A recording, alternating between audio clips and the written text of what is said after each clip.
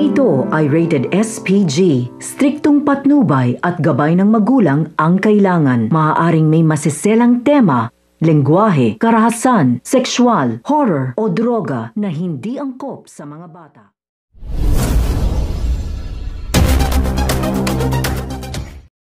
Nabanggit nga nito ni President Oscar Hidalgo na laki nga siya dito sa norte, ngunit hindi pa rin nga nito ikinikwento kina Ambo at Elizabeth ang kanyang mapait na karanasan sa norte dahil hindi pa nga daw siya handa at ayaw niya nang ungkatin ang mga masasamang naranasan niya noon doon.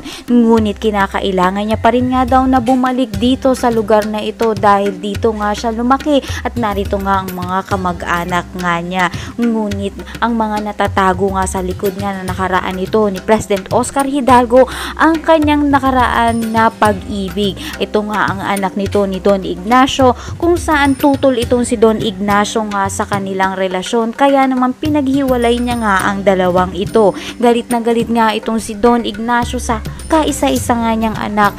Dahil nga hindi nito gusto si Oscar dahil mahirap pa ito noon. Ngunit nagsumikap nga itong si President Oscar Hidalgo upang patunayan nga na karapat dapat ito sa anak ni Don Ignacio. Ngunit pinaalis na nga nito ni Don Ignacio sa Pilipinas ang kanyang anak at pinalipad niya nga ito sa Amerika at hindi na nga sila tuluyan pang nagkita. Pakatutukan nga natin yan dahil may bago nga papasok na karakter at ito nga si Ate Shawi. Kaya ano kaya ang magiging karakter niya nga dito? Kaya pakatutukan natin yan sa mga susunod na episodes sa FPJ's Ang Probinsyana. Maraming salamat sa pakikinig at God bless.